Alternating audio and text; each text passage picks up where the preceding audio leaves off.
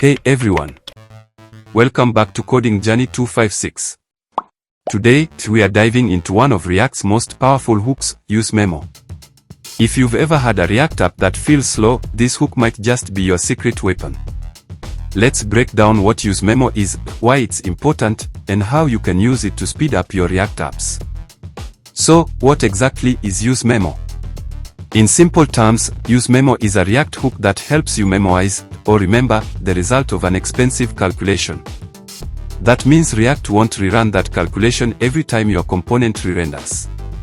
It only recomputes it when one of its dependencies changes. So here in this example you see, React will cache the result of heavy computation in bracket data until data changes. Why we need useMemo? Every time your React component re-renders, all the code inside it runs again, including calculations, loops, and function calls. If those are heavy operations, your app can get slow. Now, that's where useMemo comes in. It tells React, hey, if the inputs haven't changed, just reuse the previous result. This way, you skip unnecessary computations and keep your app running smoothly.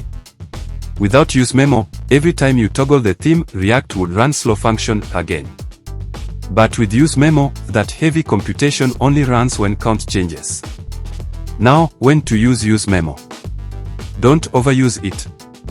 You only need useMemo when you have expensive calculations inside your component.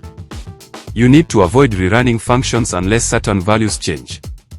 For simple logic, React is already fast enough, so adding useMemo everywhere can actually make your code harder to read.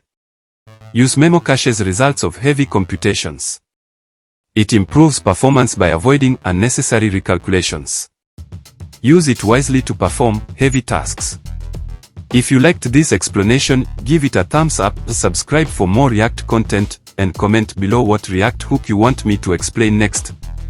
Thanks for watching. Keep coding, stay creative, and I'll see you in the next video.